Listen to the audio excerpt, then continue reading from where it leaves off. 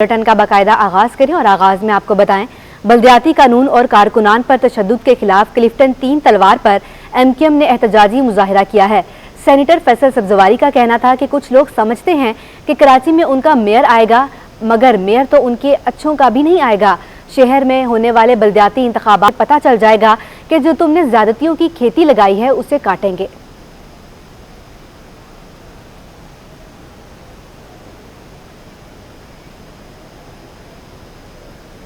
Administrator Karachi ने marigold flower show का इफ्तिताह कर दिया।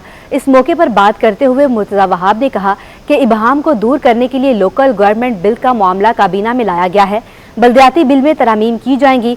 फरीक की सियासत बहुत हो गई, लोग बदलता कराची देख रहे हैं। इलेक्शन कमीशन जब कहेगा बल्दियाती इलेक्शन करवा देंगे।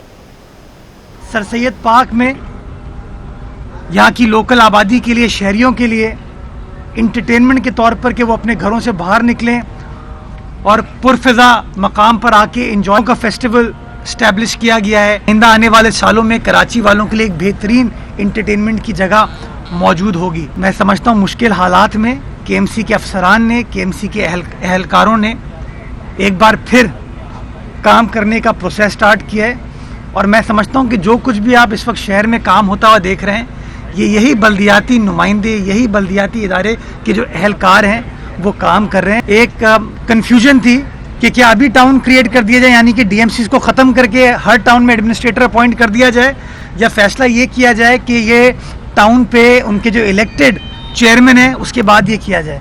तो इस तरह की जो टेक्निकलिटीज़ थी उनको वाजे करने के लिए, इबहाम दूर करने के लिए काबीना के अंदर वो एजेंडा आइटम लाया गया है। उसके बाद उसको असेंबली में पेश किया जाएगा। सर्कुलर रेलवे का मंसूबा विफाकी हुकूमत मुकम्मल करेगी। पानी पहुंचाने की जिम्मेदारी भी विफाक लेगा। विफाकी वजीर असद उमर ने ऐलान कर दिया।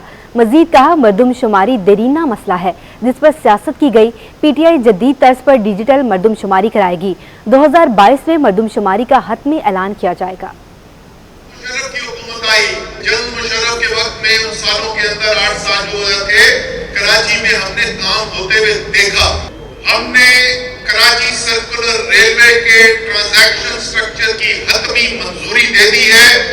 इंशाअल्लाह ताला फरवरी के माह में एक्ट की मंजूरी हो जाएगी और जैसे दुनिया के शहरों में बेहतरीन आपको ट्रेन चलती हुई नजर आती है, इंटरसिटी ट्रेन, इंशाअल्लाह ताला वो ट्रेन कराची के अंदर भी आपको चलती हुई नजर आएगी। कराची तरसा हुआ पानी के लिए, बूंद बूंद पानी के लिए तरसा हुआ। कराची ट्रांसफॉर्मेशन प्लान बना तो हमने ये जिम्मेदारी कबूल की और इस दफा आपने कहा कि हमें निस्फ पैसा नहीं 100% जिम्मेदारी वफाक लेगा कराची को पानी पहुंचाने की। ये जिसके पहले फेज के अंदर 26 करोड़ गैलन पानी आना है कराची के अंदर, उसकी जिम्मेदारी वफाक लेगा। और आपको खुशी होगी कि पीर के दिन एक्ट की मीटिंग है जिसके अंदर 120 अरब से ज्यादा रुपए की लागत से वफाक ये मंसूबा मुकम्मल करने के लिए जा रहा है और इंशाअल्लाह ताला 2023 के आखिर से पहले कराची के अंदर 26 करोड़ गैलन पानी पहुंचा दिया जाएगा। गवर्नर सिंध इमरान इस्माइल ने कहा कि वज़ीर-ए-आज़म कराची से उल्फत और प्यार का वास्ता रखते हैं। समझ नहीं आता हम कब तक हक के लिए रोते रहेंगे। कोऑपरेटिव मार्केट बहाली तकरीब से खिताब में मजीद कहा, कराची का ऑक्सीजन कम होता है तो कराची का टैक्स कम होता है।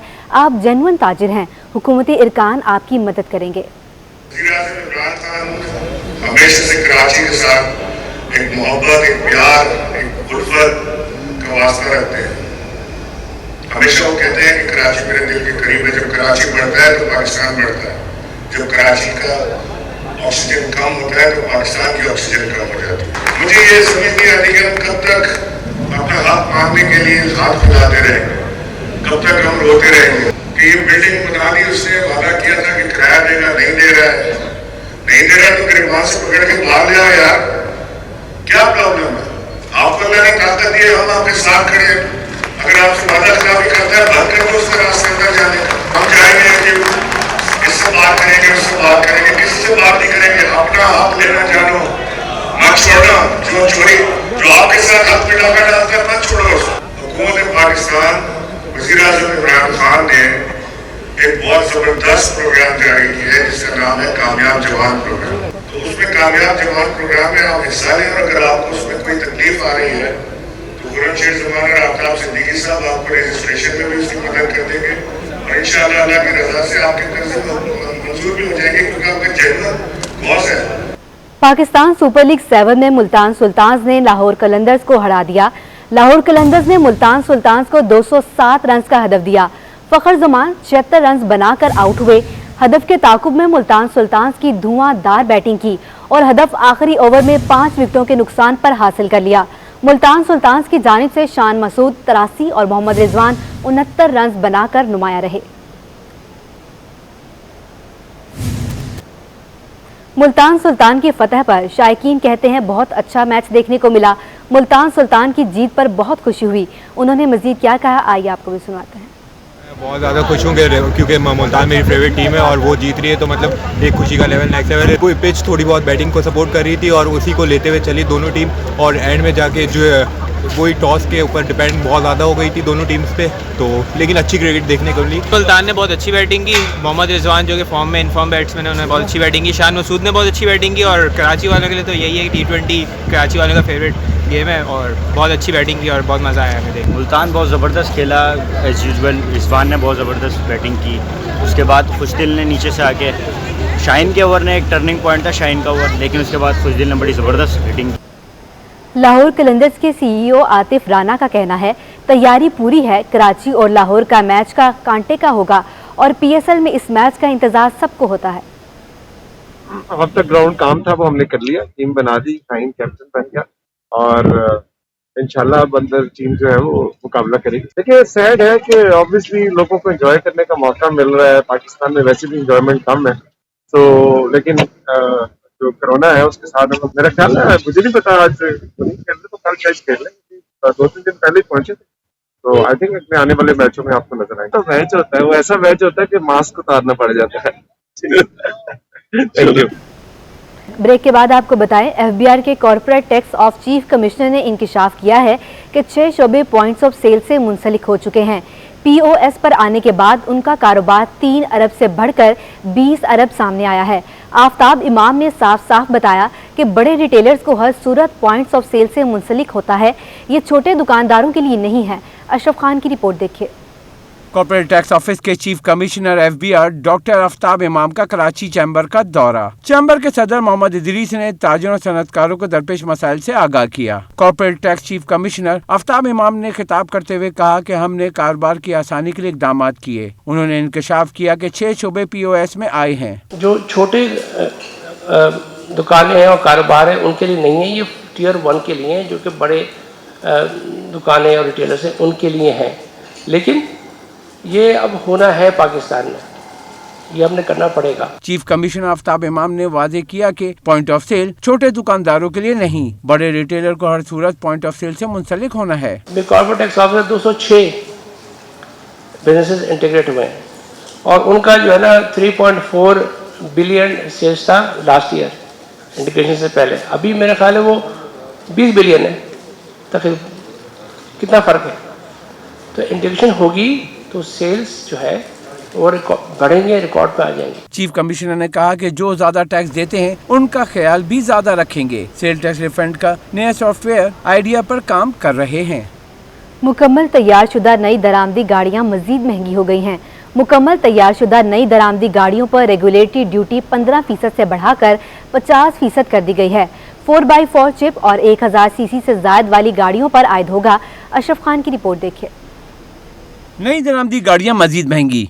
मुकम्मल तैयारशुदा नई दरामद होने वाली गाड़ियों पर रेगुलेटरी ड्यूटी 15 से बढ़ाकर 50% कर दी गई। FBR ने SRO 2022 जारी कर दिया। नई दरामदी गाड़ियों में 4x4 जीप और 1000 सीसी से जायद वाली गाड़ियों पर आयद होगा। ऑटोमोटिव इंपोर्टर एसोसिएशन के चीफ कोऑर्डिनेटर एजाज अहमद कहते हैं कि मुकम्मल तैयारशुदा नई दरामदी गाड़ियों की बढ़ती दरामद को कम करने के लिए ये फैसला किया गया, जिससे कीमत मजीद बढ़ गई है। हर गाड़ी के अंदर लाखों रुपए के हिसाब से प्राइस रिवाइज हुई है, तो ये प्राइस ऑलरेडी वैसे ही डॉलर की वजह से इन्होंने हर साल 4-5 मरतबा रिवाइज करते हैं। ये पब्लिक की पहुंच से जो है ना दूर निकल चुकी है, जिससे कारोबार इतना इफेक्टिव हो रहा है, बिल्कुल कारोबार खत्म हो चुका है।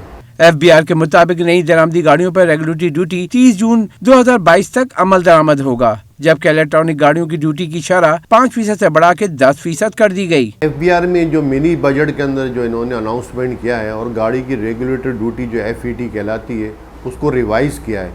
इलेक्ट्रॉनिक गाड़ी पे 5% से रिवाइज करके 10% कर दिया है और दूसरी गाड़ियों के अंदर 15% से 50% कर दिया है। टैक्स माहिरीन का कहना है कि रेगुलेटरी ड्यूटी में इजाफे की अहम वजह दरामदी बिल को कम करना और डॉलर के बड़े पैमाने पर खरीदारी को कम करना है। 48वीं पाकिस्तान ओपन गोल्फ चैंपियनशिप के तीसरे रोज दिफाई चैंपियन शब्बीर इकबाल ने बाजी अपने नाम कर ली। वहीद बलोच 3 दर्जा तनज़ुली के बाद चौथी पोजीशन पर आ गए। पाकिस्तान ओपन गोल्फ चैंपियनशिप का तीसरा राउंड कराची गोल्फ क्लब में दिलचस्प अंदाज में खेला गया।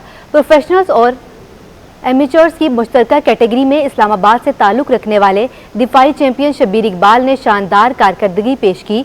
शब्बीर अपनी बर्तरी को बढ़ाते हुए 13 अंडर पार के साथ लीडर बोर्ड पर पहली पोजीशन पर पहुंच गए हैं।